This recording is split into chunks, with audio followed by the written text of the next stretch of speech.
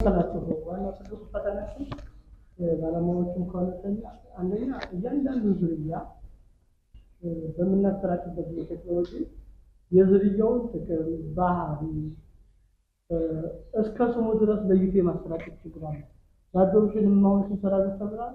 ወርዳ አክረዳሉ መልካምንም ጊራናንም ሁሉንም ቴክኖሎጂዎች ምንድነው በሁመራም አካባቢ ከሁመራ አካባቢ መጥቶ በፊት በ1970ዎቹ አካባቢ የሆነ አጭር ነጭ ማሽላ አለ። እሱ አንዳንድ ገበሮች ነው አውሬ ይዘራል። ልክ ከዛ ወዲህ የሚሄዱ አጫጭር ዝርያዎችን በሙሉ በዚያ ስም በሙሉ ወርዳ አክር ነው የሚሏቸው።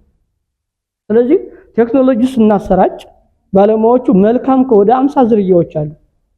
መልካም ከሆነ መልካም፣ ጊራና ከሆነ ጊራና፣ አርጊቲ ከሆነ አርጊቲ በስም የማሰራጨት አርሶ አደሩ እያንዳንዱ ዝርያዎች መልካም ከአርጊቲ በምን ይለያል፣ አርጊቲ ከቃሉ በምን ይለያል፣ እያንዳንዳቸውን ባህሪ አስረድቶ የማሰራጨት ነው። አሁን ገዶኛ እነዚህ ሁሉንም ዝርያዎች ኦልሞስት 5-6 ዝርያዎች ሰርቶ ማሳያ ገዶ ኤፍቲ ሰርተን ሁሉም ቤስት ነበሩ። በጣም ጥሩ አቋም የነበራቸው አርሶ አደሮቹም ወደዋቸው ነበሩ እና በጥቅል ይህ አይነት ፍረጃ አለ። ጤፍን በተመሳሳይ እንደው ፈጣሪ መስገን አሁን ቁንጮ ስሙን የመያዝ ምክንያቱም በየዓመቱ ተደጋጋሚ እሱ ስለሚሰራጭ ቁንጮን ስሙን የመያዝ አለበለዚያ ምርጥ ዘር ነው። ጤፍ ምርጥ ዘር ምን አይነት ዘር? ጤፍ ምርጥ ዘር።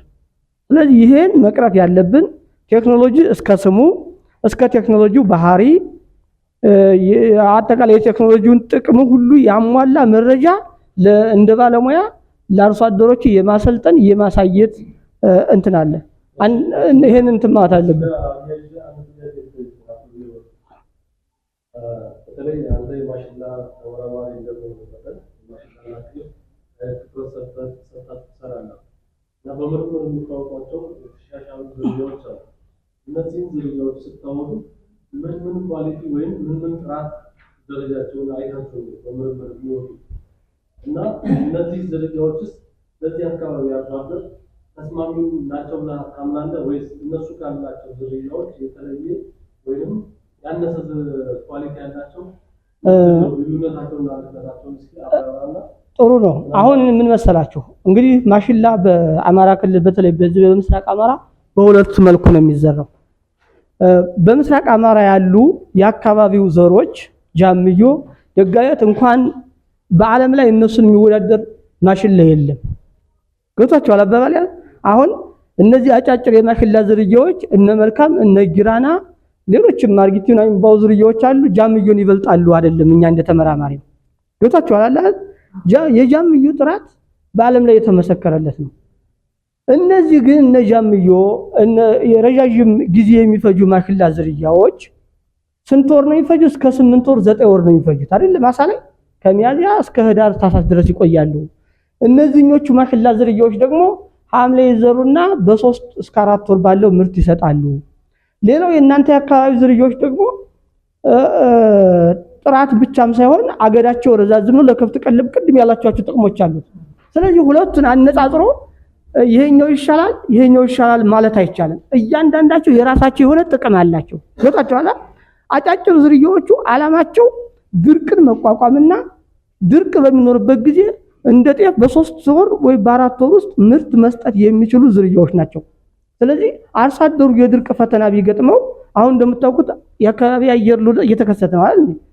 ይሄ የአየር ንብረት ለውጥ ሚያዚያ ላይ እንደ ድሮ ጠብቆ ላይ መጣ ይችላል። ገበሬው ሚያዚያ ላይ ባይዘንብ ቅድማ ያርገውና ማሽላ ከማምረት መቆም አለበት እንዴ?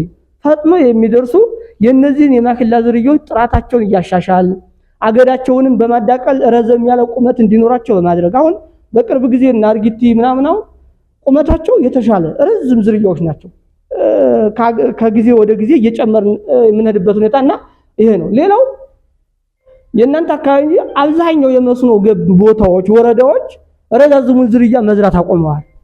ገብቷችኋል? ለምን? በአመት 3 ጊዜ ማምረት ስላለባቸው። ለምሳሌ ቆቦ፣ አዋሬ እነዚህ መስኖ ክለስተር የሆኑት በሙሉ ጃምዮ ዘርቶ 9 ወር ማሳውን ቁጭ ያደርጋል። ገብቷችኋል? 3 ጊዜ 3 ከፍሎ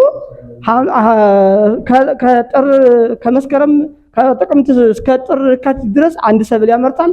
የካቲት አካባቢ ሽንኩርት ይዘራና ሰኔ ላይ ሽንኩርቱን አንስቶ ማሽላ ይዘራል። ማሽላው እንደተነሳ ወይ ቲማቲም ይዘራል። ገብታችኋል? ጃምዮ ሚያዝያ ላይ ቢያደርገው ግን እስከ አመቱ ህዳርና ታህሳስ ድረስ በቃ አንድ ሰብል ነው እንትን የሚለው። ስለዚህ እነዚህ አጫጭር የማሽላ ዝርያዎች ምን ጥቅም አላቸው? በተለይ ፈጥነው ስለሚደርሱ የመስኖ ቦታ ወረዳዎች አካባቢ የመስኖ በአመት 3 ጊዜ ለማምረት ለማከርም በጣም ጥቅም አላቸው ነው። ለዛ ነው ራያ ቆቦን፣ ዳዋ ጨፋ ወረዳ እንደነ ቃሉ አምባሰል ዘርኛ አሁን 500 400 ኩንታልን ብናመርት አንድ ኩንታል ዘር ቢሮ አያድርም። በቃ ፍላጎቱ ካሁኑ በሙሉ ይሰራጫል። መኮንን እንዳሉን እዚህ ቅርብ ደግሞ ከጓሯችን ያላችሁት ቀበሌዎች ደግሞ ሲርንቃን ጨምሮ ገዶ 1 ኪሎም ዘራቶች አያችሁ ልዩነቱ። 400 ኩንታል 50 ኩንታል ፍላጎት አሳይቶ ሌሎች ወረዳዎች ይወስዱታል ዘሩ። እነሱ አሁን ባልኳችሁ ነው። አንደኛ በአመት 3 ማምረት ይፈልጋሉ። ሁለተኛ እነዚህ ፈጥነው የሚደርሱ ዘሮች ስለሆኑ ማሳቸውን በአግባቡ ለመጠቀም ይረዳሉ። በዚህ መሰረት እንትይላሉ እንጂ አሁን እንደ ባለሙያም እንደ ተመራማሪም አባቴን ወይም የሆነ ገበሬን ጃምዮ መልካም የምትባለው ዝርያ ትበልጠዋለች ብሎ ማወዳደር አይቻልም። ገብታችኋል? አባባሌ ሁለቱም የራሳቸው የሆነ ምን አላቸው? ጥቅም አላቸው። የራሳቸው የሆነ ልዩነት አላቸው። እናንተ እንዳላችሁት በእንጀራ ጥራትን በምንም እነዚህ በውስጡ ላይሲን የሚባል አሚኖ አሲድ ለባለሙያዎቹ ከፍተኛ የሆነ ያለው ጃምዮ በዓለም ላይ ከፍተኛ ላይሲን ያለው እሱ ነው እና እንጀራ ጥራቱን ለሁሉም ነገሩ እሱን የሚወዳደር ዝርያ የለም። ምርምርም እስካሁን እሱን የሚወዳደር ዝርያ አላወጣም። የሱ ችግሩ ምን ነው? ሐምሌ ላይ ተዘርቶ በ3 ወር የሚሰጥ የሆነ ጃምዮ ልክ ያንኑ ባህሪው እንደያዘ ገብታችኋል አይደል?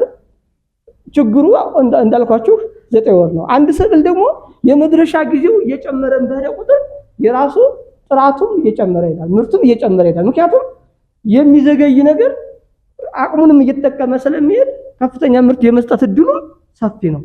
አንድ ዝርያ ፈጥኖ ደራሽ ነው ካል በዚያው ልክ ምርቱም ምንድነው ማለት ነው? በአንጻራዊ መልኩ አነስ ያለ ነው ማለት ነው።